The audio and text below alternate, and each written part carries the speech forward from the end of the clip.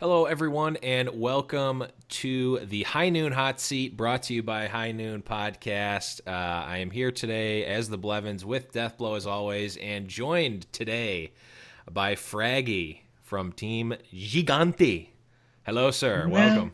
Welcome. Did we say Hello. that right? Because that's how you say it every time. No. It's Giganti. Giganti. What is Oh, it? yeah. Giganti. Giganti. Okay. Yeah, Well, something like that. I Yeah, was- thank you for inviting me. Thanks for coming on the show, man. I've been I can't even speak. I've just been saying it wrong, like in a really exuberant fashion for way too long. But Giganti. Is that it? Is that closer? Giganti. Okay. Giganti. Giganti. Yeah. Oh, see, I liked Giganti. Okay, Giganti. Okay, I don't know why. I just always said it like that for no reason whatsoever. I was like purposely pronouncing it overly wrong. But enough about me not being able to speak. Let's move right into the interview. Again, thank you so much for coming on. So we like to start off the interviews with a little bit about you. We know you're a little underbearded right now, but you do have some beard. But want to talk about what is your gaming origin story? What got you into gaming? Let's see. Like gaming in general, I guess. I started as really young. I'm a pretty old guy in esports terms, I guess. I'm like 26 now. I started out in That's like, old. Oh. yeah. We're really old then. But yeah, I think I started out like in '96 on a PC with Warcraft 1 or something. But like competitive, I suppose, was like my first competitive game was Tactical Ops in like 2001, 2002. It was Unreal Tournament mod, close to like CS, an FPS game. I played for like 4 years until like 2006.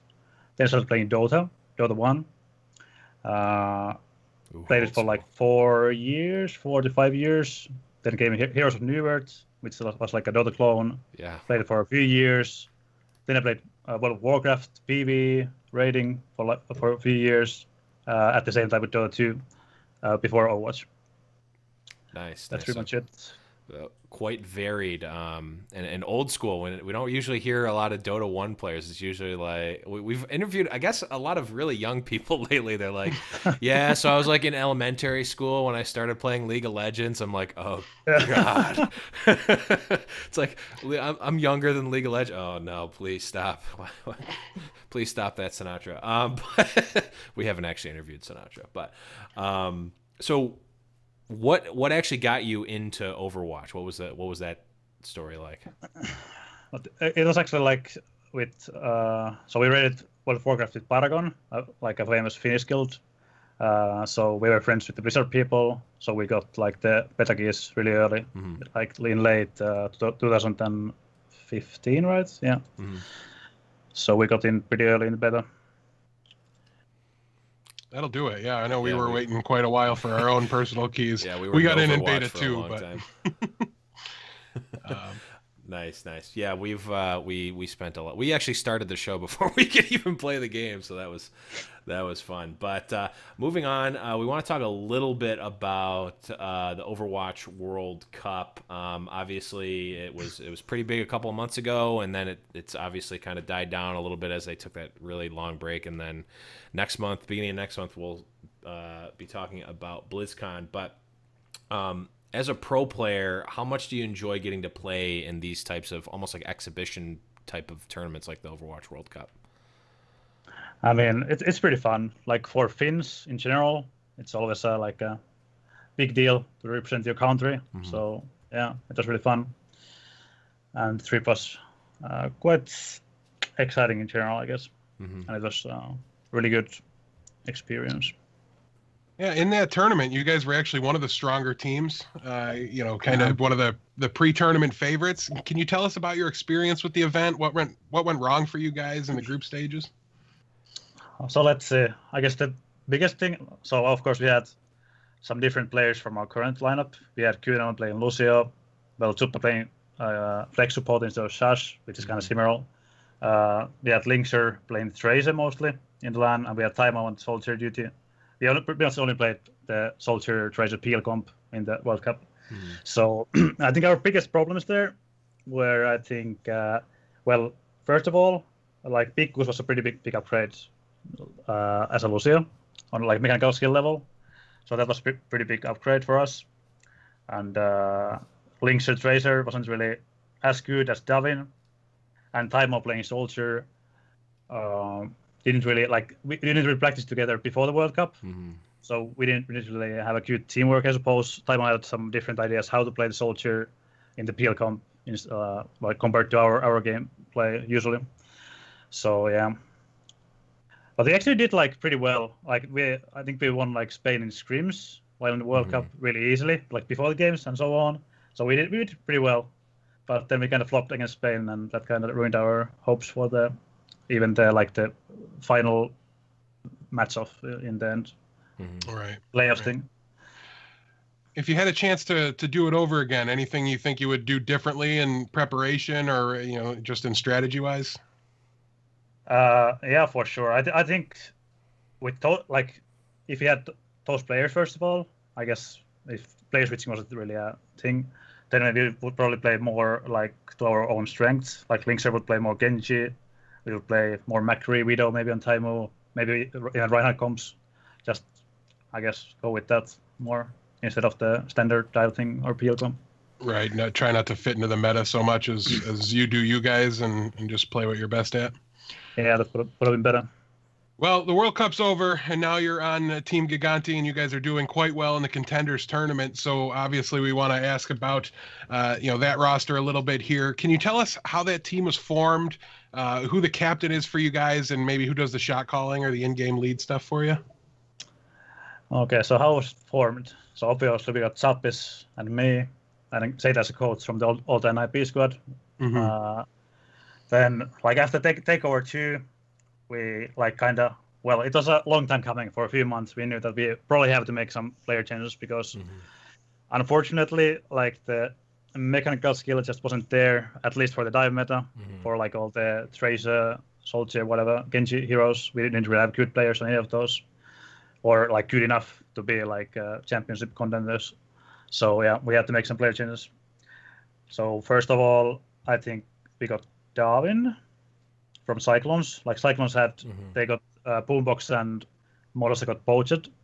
So the team kind of crumbled. So we got poached Darwin from there, from the ruins of Cyclones, I suppose. So that was the first big step. Yeah. Actually, I think we got Linkser first. So never mind. But yeah, we got Linkser and Darwin anyway for the defaults, which they were pretty close really, same time. Yeah. Well, anyway, they were really big upgrades mechanically for those slots, which it's pretty brutal. Even if you have a really good teamwork, you just need to have fantastic DPS players in this meta, especially. So yeah, those were the most important upgrades, I guess, player-wise. Then we switched, Big Goose to Kuno on Lucy role, which was a mechanical skill upgrade as well. And then we Chuppe got poached by Miswitch, so we got Shashin, which was a even trade-off, I suppose. And from there, our teamwork just got better as we practiced, and I think that's pretty much it for the team forming. So who's the captain? I don't know actually. I think usually it's kind of me or Chappis. I think more usually Chappis. We are maybe the fatherly, I don't know, roles in the team. Whatever. We are older guys. In-game leader, we don't really have a proper in-game leader, I suppose. We all call some stuff. We got Big Goose calls most of the ultimate tracking. Me, Davin, Linkser called engages quite a bit.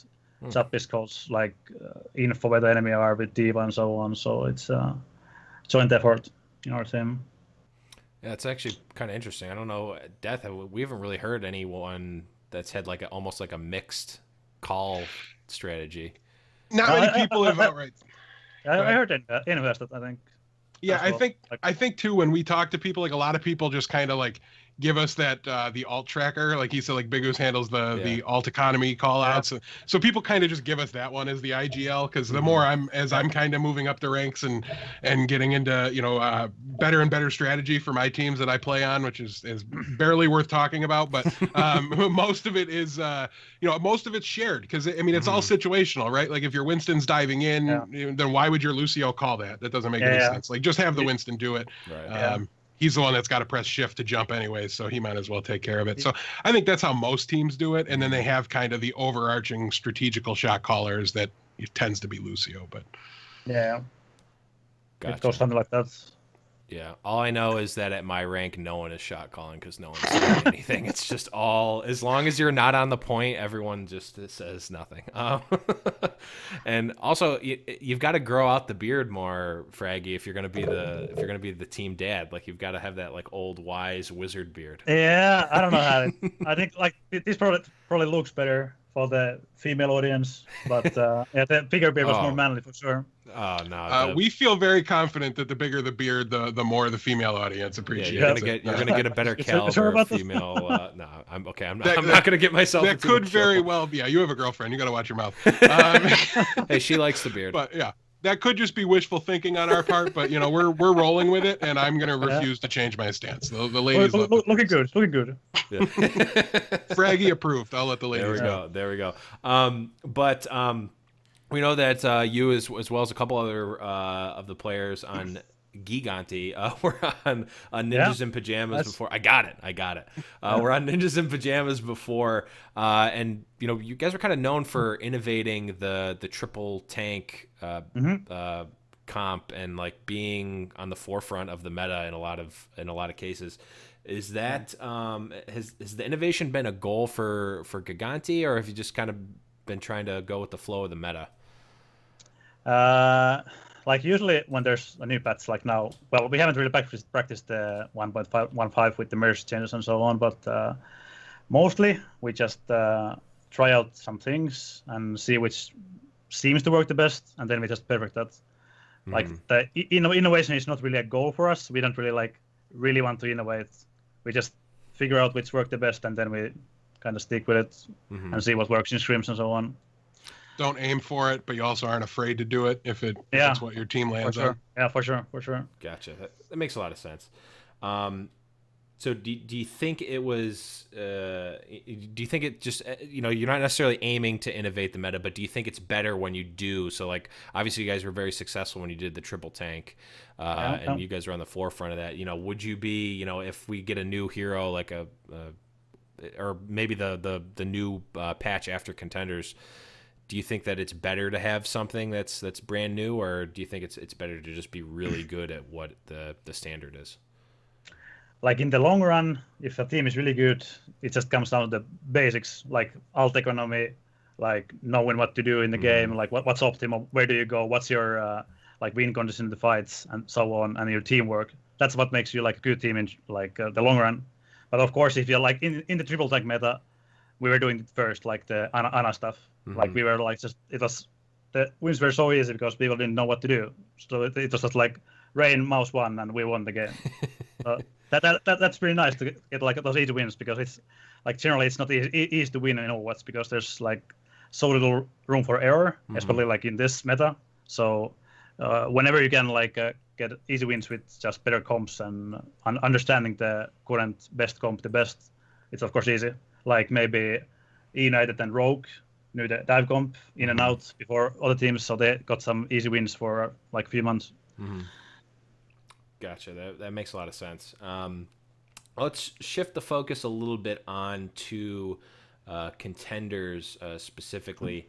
Obviously, this is the tournament we've been talking about for quite some time now. It's been at the top of most people's competitive docket for Overwatch. But what's it been like to adapt to new patches in the middle of a tournament? Do you think it helped your team specifically or hurt them more when changing the patches? So in Contenders, there's only been the 1.14 patch, and it's going to be in the playoffs as well. So there's only the Doomfist hitbox change and the Jungler double mine. Of course, the Jungler double mine is quite impactful. So let's see, does it help us more or not? I guess it's kind of neutral. We are okay with it. Maybe like Twico Jungler is really good. I guess the best maybe in Europe, so maybe it helps them a bit more. But I don't know. It's all right for us. It's more of a matchup specific impact on you than it is an overarching, effect on everything. All right. Well, now contenders, you guys have obviously, the group stages are done. We're moving into the playoffs. You guys are still in it. That means you need to head over to the United States and California to be able to play in the event. It doesn't look like a hotel room behind you, and I don't know too many hotel rooms that are decked out with DX Racer chairs, so I assume you're still in Europe. Don't show the NIP logo, please. Oh, no. We'll block it out. We'll put the Giganti logo on there for you. Yeah, you can just send that old one to me. I'll take it. And, we'll hold that chair for you if you want. You can get a new one from the new ARC. But when do you head over to the U.S.? It's on Wednesday. Our flight leaves on Wednesday morning. So in 24 hours. We're actually going to head out to Helsinki, the capital of Finland, for some photo shoot with Giganti and so on tomorrow, on Tuesday. And then we head out to US from there on Wednesday morning. So that's why you shave the beard, because of the photo shoot. Now I get it. Disappeared. If I had the boo or the shame bell emote, I'd be playing it right now. I don't have it up though. Well, I know at least under the new brand, this is the first time we'll see this roster on the LAN environment. Can you tell us how much experience this roster has from previous teams compared to the other teams in the tournament? So let's say, I guess we have more than most. Like Misfits has Swoosh, Logix, who are, I guess, less experienced than us in general. Like there's Davin and Bikkus, who are on the same level with LAN experience. Then we got Meetup is Linkser. We have been to pretty much every LAN there's been on Overwatch, so that's not really a problem for us. Famously, we are of course LAN chokers, so maybe it doesn't help us, but but yeah, I think we are pretty good compared to other teams. We are pretty good on the LAN experience, but of course every time you go play on LAN, Overwatch is such a volatile game, so anything might happen. Yeah. And we've definitely seen that with the past LANs too. We've had it's not been too often that the favorite going into the LAN is the team that comes out of it. So we're definitely very excited to see the playoffs play out here for season 1 of Contenders. But looking very specifically at your first match, you guys are going up against 1-2-3, kind of the breakout team from season 0. So I know expectations were high for them and their hopes were high. What level of confidence do you have as a team going up against this squad who's kind of, I guess, still on the rise, right? There's definitely still a team we're learning about every week. So of course we have off the books streams against them and so on, which the public wants to see. So a bit based on those and so on, I think we are quite confident. And even more so with the unfortunate news that Tony got his visa denied. So that's gonna probably not be too good for them. I suppose in Overwatch, if you replace one player with a really good sub, it might even make a little honeymoon period. So sometimes it works out for maybe Misfits at DreamHack winter. But yeah, in general, we are pretty confident against 1-2-3 and even taking the whole thing as Misfits.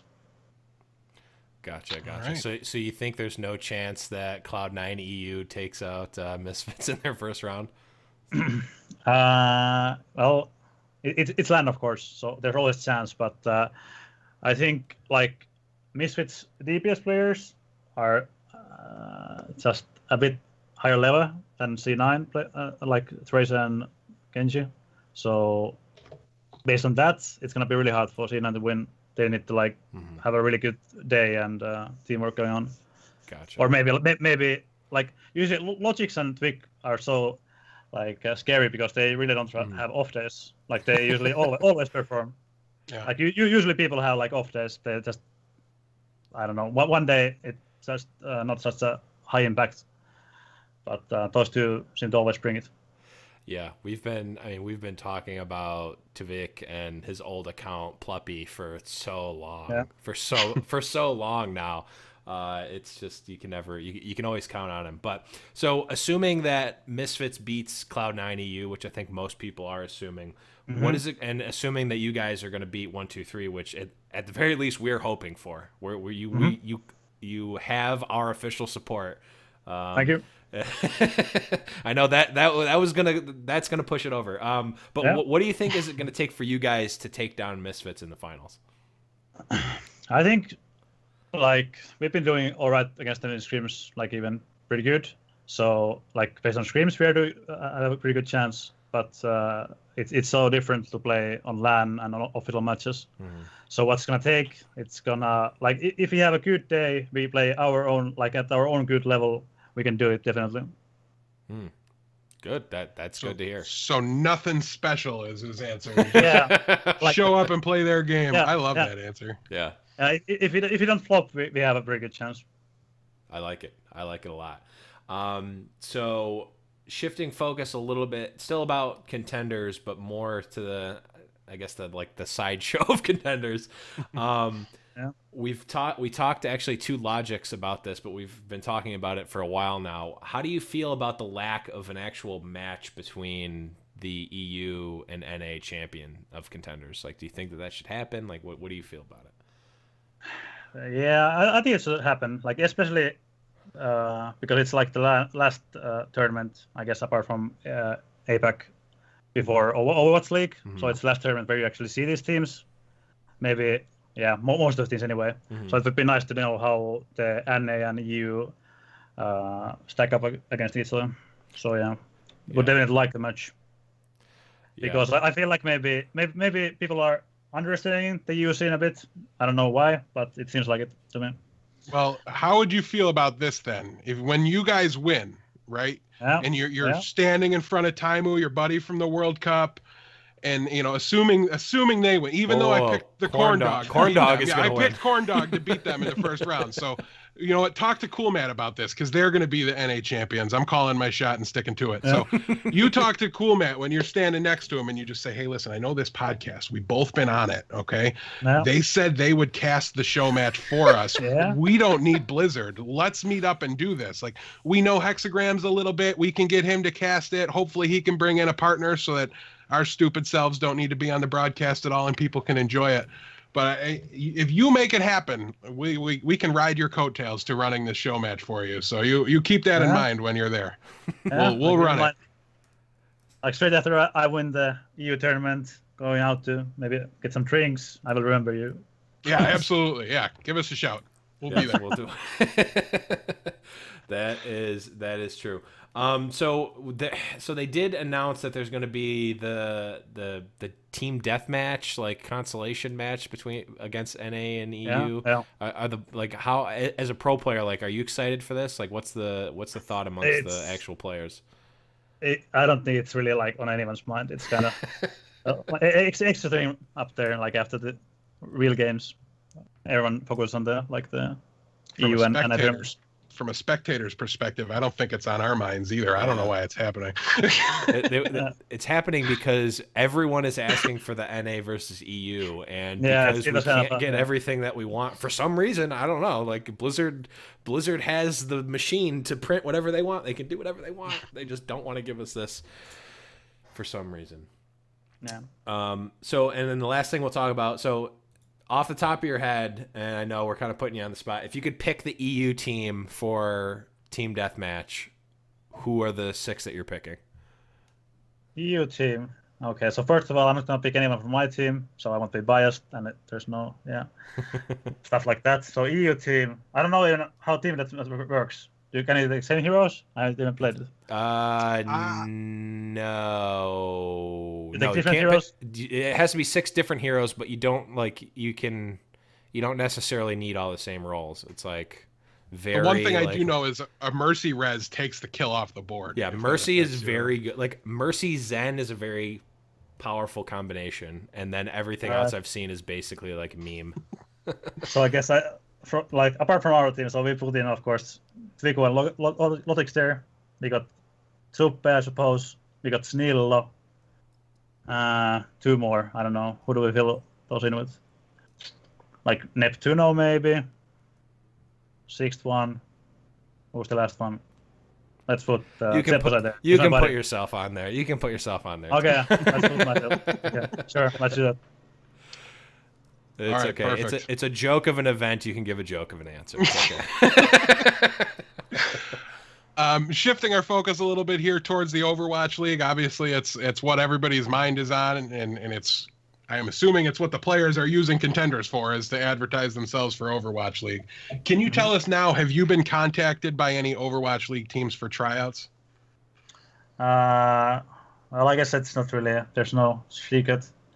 I got actually like, I got only one tryout offer so far, and it's kind of still on. Okay, so you're still in talks with them? Yeah. All right, well, we're definitely hoping to see you. If nothing else, as a 30-year-old player that spends too much time playing the game, I'd just like to know that, it's not all over at 24, right? Like, there's still some room to be somewhat successful in the game. That's good to know. Yeah. Now, if you could pick, now, obviously, it might be, since there's one team you're talking to, right, you might be tempted to go with them. So feel free to just decline the question altogether. But if you could sign and pick any current Overwatch League city, where would you want to go? Let's see. So I think I like the warm climates. So I suppose it would be like LA or Misfits or whatever. Yeah. Or Texas teams, Houston. Which one was it? Yeah, Houston and Dallas. Yeah, Houston and Dallas. Optic has Houston. Yeah. Envy has Dallas. Yep. Yeah. I guess one of those, like one of the California teams or Texas teams or the Florida team. All right. Nice. Yeah. I mean, that's probably like what I would just for the climate, of course. I mean, I don't really have any like stick on the US cities yet, at least. No preference yet. Well, if there's a Buffalo team, we're going to campaign to get you here, and sorry about that because it snows just so much here. Yeah, it's I'm used to it, but I like the warm climates more. So right. Yeah. I live in Finland after all. Gotcha. True. So, what's most important for you when choosing a team? Is it is there like structure or pressure of Overwatch League to change the process at all for you, or or is it the same sort of process that you would have for choosing like a team that you're playing with now? Well, of course. I don't really get to pick, of course, from all the teams. So, like as I said, I only got one tryout from one team, one tryout period. So, not much to choose from. Mutual interest is the number one. The number one factor currently. Gotcha. So, from a building an Overwatch League team sort of perspective, how important to a roster are the non-DPS players? So, like, obviously your tanks or your supports. And would you, if you owned a team or if you were building a team, would you shell out for a top tier tank or support, or do you need like a DPS, like a star DPS player on your team? So I feel like at least, for any good team, I think you need to have like really good players on every role. There's really no like a spot for a bad player or whatever. Like every role, like Lucio, both tanks, both DPS, the flex support, like all of them need high skilled players. And on top of that, you need good personalities that mesh well, good teamwork, whatever. So you need it all to have a good team. Right. So, but if you had to choose between having like a top 3 in the world DPS or a top 3 in the world either support or tank, what do you think you should focus on more? Like just one player, I think the DPS. But if you like take like maybe like 2-star DPS players or 2 tanks plus 2 supports with like really good teamwork and really good players, I guess like of course DPS is not that much more important. Of course, like with DPS, if you're like a really sick DPS, you can carry a lot. But yeah, both roles are pretty equal. DPS is a bit more like you can carry a bit more, I suppose. Gotcha. Well, I think looking at some of the deals that have already happened in Overwatch League, we're starting to get some of these player signings and announcements coming in at more of a rapid pace here. And I think we're still sitting at the highest salary that we know of at $150,000 for Sinatra. The only salary we know of so far. Yeah, that's the only one we know. But do you think we're ever going to get to the point, and what will it take to get us there for a $1 million player contract for the Overwatch League? $1 million. I don't think it's gonna happen anyway in like the first season. Oh yeah, But definitely. yeah, for the following seasons, like if the whole league gets bigger, of course the salaries get bigger as well, like naturally. So I think 1 million might be possible one day. Maybe like even season 2, like if it's really blows up, but maybe like season 3 is most likely. Yeah. All right, and taking a look here, lost my trick in the lost my place in the questions here, but one thing we like to talk about, partially because it's something I have a lot of interest in doing someday in Overwatch, but Yeah. we like to talk about the coaches in the scene quite a bit. Mhm. And can you tell us how impactful have coaches been to your personal development as a player, and who are some of the best ones that you've worked with so far in Overwatch? So we have been pretty loyal to our like teammates. So the only coach I've been working with is Seda since NIP like 2016. He started coaching us like exactly 1 year ago, but a bit before that. Yeah, but yeah, he's been really good. He like goes over goes over the WODs, talks about strats, calls out like what to do wherever, what seems to be the right thing to do, and I think that's like one of our strengths. Like we know how to approach the fights, approach the game, and like what's the optimal thing to do in every fight. All right, and we've just got a couple questions left to kind of round things out here. These are just general Overwatch questions, but being a Reinhardt player, we wanted to ask you, in the last patch, we saw the slight change. You know, it didn't, I think to your average player, it was almost a non-existent change, but I have a feeling you might have an interesting perspective here. The ability to rotate your camera while you're holding up your shield on Reinhardt, what has that done for you, and how has it affected your ability to play and communicate with the team on Reinhardt? So I might need to disappoint here a bit, because we are only screaming on the contenders patch, so it's 1.14, so it's not implemented there. So I haven't really played around with it too much, but it's just mostly for scouting. Like even before, you could scout around the corners with your shield, like you just put your shield up, check around the corner. But now with the 360 thing, it's you can do it like with a wider angle, so you don't need to like, you can do it in more places, and you don't need to show your shield maybe to the enemies. So it's just more info around the corners. Gotcha. Pretty much.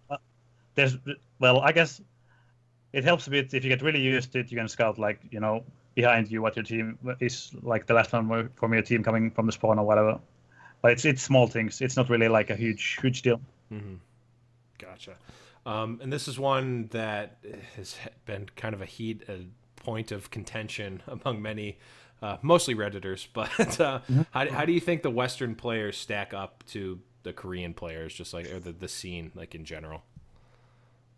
It's really hard to say like for sure, but I feel like the difference is not that big. I would say, like, I guess we'll see in Overwatch League when all the teams are in the same conditions and so on. Yeah. But yeah, like the player skill wise, I think there's like as good DPS players skill wise, tank players, support players.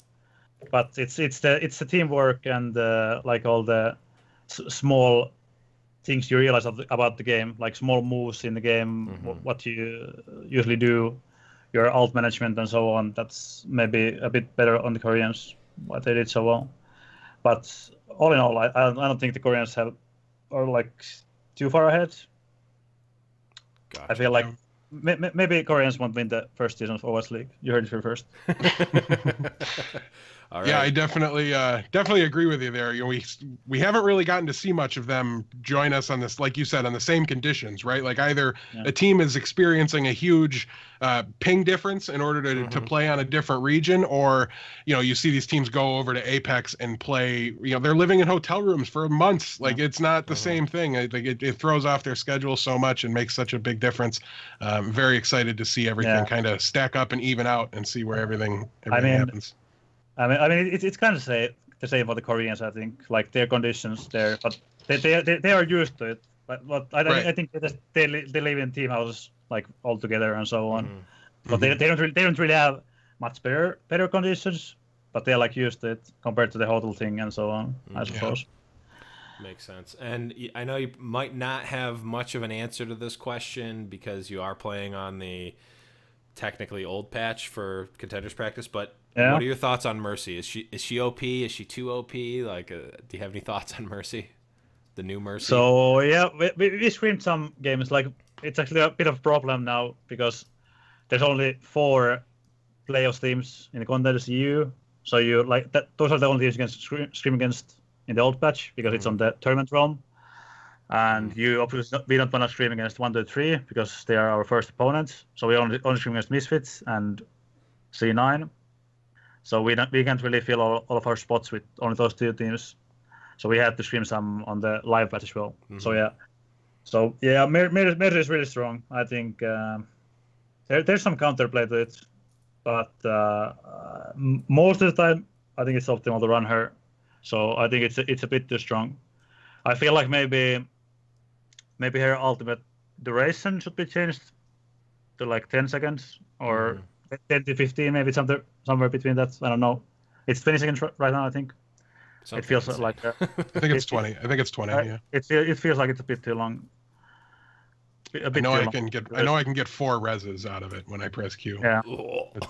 With the cooldown resets. So it's not really. Yeah. Yeah. And just one quick hitter. What's the other healer you've been putting with the Mercy? I gotta know. Can you tell us? We are running 4 healers. 4 healers. Oh man. Oh man. We heard it. We heard it here first, folks. It's not triple tank anymore. It's quad. It's quad support. Symmetra on attack and defense in every. Oh, so you're playing at my level then. But for real, like it's gonna be interesting. Like a lot of stuff could work because all the 3 big healers. So Zenyatta is it's a stupid strong hero. So like the damage output of the scale and the ultimate is really strong. So Zenyatta is still a really good hero. Then you got Lucio, of course. Lucio is always it's just stupid because he has the speed and the heals. So it's gonna be interesting. Like maybe you can see some 3 support comp somewhere because all the healers are so strong. But it's not that like if Mercy gets nerfed just a bit, it's not such a simple decision what to play. Gotcha. Well, Fragi, that's all that we've got for you. Now the floor is yours. Is there any shout outs you want to give? Anything you want to let people know? I guess shout out to Giganti for helping us out for a few months at least here before Overwatch League. It has been nice in like a dry scene, I suppose. They came and helped us out. Really nice of them. Shout out to all the fans if there are any. And shout out to you guys for inviting me. It's been a pleasure. Awesome. Well, Fragi, again, thank you so much for being on the show. You have survived the high noon hot seat. Didn't reveal too much, and I definitely learned a couple of things, mostly how to pronounce Giganti. Again, nailed it. I'm like 4 for 7 right now. I'm feeling good. I got excited. I thought you screwed it up again. I thought I did too for a second. You're like, there, you messed it up again. I'm back. But no, really appreciate it, Fragi. Guys, take a root for Giganti. You need to root for them in contenders, at least for round 1. We're going to be tied. Our hearts are going to be torn between Misfits and Giganti in the finals because we've had you and. Oh, okay. You're right. I was going to say your heart's going to be torn. No. Well, my heart's going to be torn because I've been a Tvik fanboy for a very long time, but we have had Logix on the show, so the show will be rooting for both teams for sure. And let's get all of our fans out there to go out there and vote for Fragi so that we can get to see some epic hammer downs in the team deathmatch. We want to see that, so make sure we get this guy in here. He's only got 1 Overwatch League team talking to him. That seems criminally low. So let's give him the chance to get some extra exposure and get a chance to get in the league, because I know you're definitely somebody. I mean, maybe less so now that you shaved the beard down a little bit, but you're definitely somebody I'm trying to see make it into the league. And the beard will always grow back. The beard can always grow back. That's true. Thank you for the kind words. All right. Well, we've kept you up long enough, Fragi. Again, thank you so much. You are forever a part of the High Noon podcast family. And that's going to be it, guys. Hope you enjoyed the show. Again, huge shout outs to Fragi and Team Giganti for doing the interview. That's going to be it. And I still don't know what we're going to do for the outro, so I'm just going to say see you guys next week. Bye-bye. Bye.